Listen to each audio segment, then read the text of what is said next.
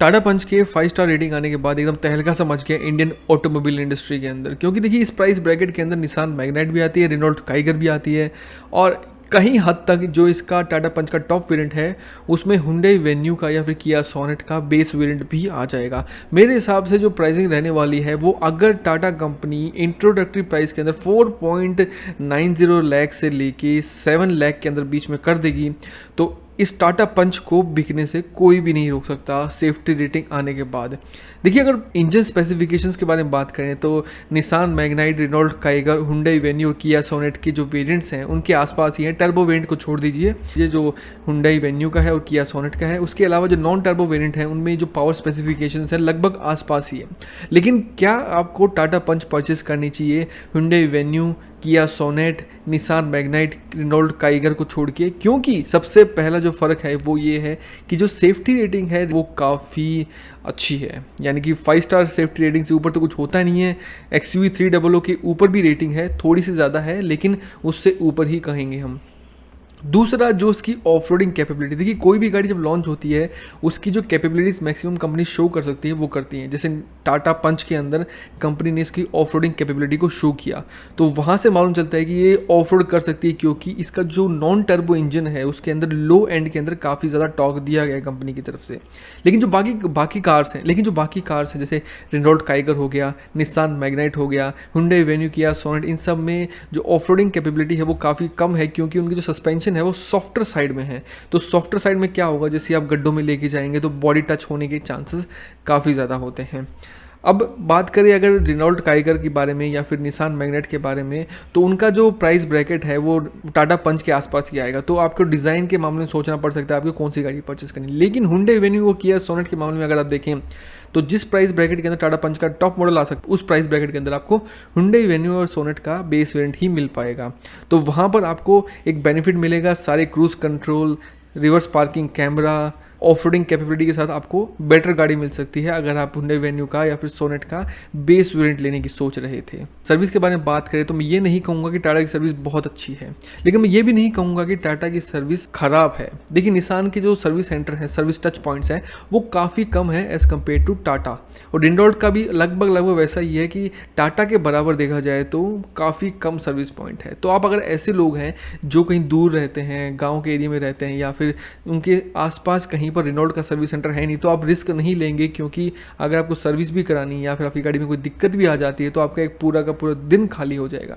अभी रिसेंटली मैंने एक टाटा की सर्विस रिलेटेड एक वीडियो बनाई थी जिसमें मेरी गाड़ी स्टार्ट नहीं हो रही थी। हालांकि कई लोगों ने बोला कि बैटरी को चेक करने में सिर्फ 2-3 घंटे लगते हैं। जी हाँ, मुझे पता है बैटरी को चेक करने में सिर्फ मैक्सिमम 2 से 3 घंटे लगते हैं, लेकिन मैंने उनको खुद बोला था कि आप गाड़ी अपने पास रखिए, बैटरी को चेक और बार बार उसको चेक करते रहिए अगले 4-5 दिन तक कि गाड़ी ऐसे बंद होती है कि नहीं होती है। अगर होती है तो आपको पता चल जाएगा कहाँ पर दिक्कत है।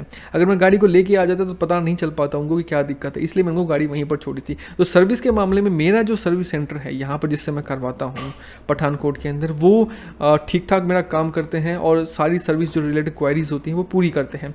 अब कई लोग बोलते हैं कि टाटा सर्विस ख़राब है, हो सकती है भाई, मैं मना नहीं कर रहा हूँ। जो उनके आसपास के सर्विस सेंटर है उन्होंने गलती की होगी और टाटा उनके ऊपर कोई स्ट्रिक्ट एक्शन नहीं ले रहे हैं, वो उनकी गलती है, मैं ये कहूँगा। ये तो हो गए 2 रीज़न। अब तीसरा जो रीज़न है वो मैं कहूँगा इसकी लुक्स। देखिए इसकी लुक्स जो आगे से है वो काफ़ी मैच्योर्ड लुक आती है, क्योंकि नेक्सॉन और हैरियर दोनों का कॉम्बिनेशन के साथ ये गाड़ी बनाई गई है। तो अगर आप दूर से देखेंगे तो आप इसमें डिफ्रेंशिएट नहीं कर पाएंगे कि नेक्सॉन है कि हैरियर है।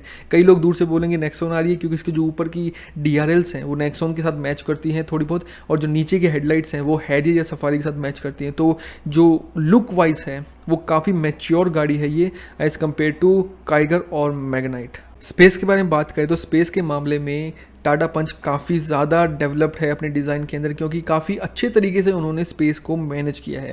हालांकि इसके अंदर जो आर्मरेस्ट है वो आप आफ्टर मार्केट लगवा सकते हैं, उसमें कोई दिक्कत नहीं आने वाली। जो सेंटर कंसोल है अगर उसको थोड़ा और भी उठाते तो काफ़ी ज़्यादा बेटर होता, लेकिन जो पीछे का रो है उसमें जो सीटिंग कैपेसिटी वो काफ़ी अच्छी है, और flat bed, almost flat bed होने की वजह से जो थर्ड पैसेंजर है बीच का वो बड़े आराम से बैठ सकता है। अगर आपने हमारा रिव्यू देखा होगा उसमें हमने आपको बताया था कि टायर पंचर रिपेयर किट भी कंपनी टायर के साथ दे रही है। उसमें फ़ायदा क्या होता है, अगर मान लीजिए आपकी डिक्की के अंदर काफ़ी सारा सामान भरा पड़ा है, और आपका टायर पंचर हो जाता है तो आपको सारा सामान निकाल के, स्पेयर टायर निकाल के उसको रिप्लेस करने की काफ़ी ज़्यादा टेंशन होगी। इससे बेटर कंपनी ने क्या दिया है, एक छोटी सी किट दी है जो टायर के पंचर को रिपेयर कर देगा। होगा क्या, आपको वो टायर पंचर किट यूज़ करनी है और आपका जो रनिंग टायर है उसी के अंदर आपका पंचर रिपेयर हो जाएगा। ये काफ़ी बेटर ऑप्शन मुझे लगा, क्योंकि कई मामले में हमें टायर को रिप्लेस करने की ज़रूरत होती नहीं है, बस छोटा सा पंचर हो उसको फिक्स किया और उसी टायर के साथ आप यूज़ कर सकते हैं।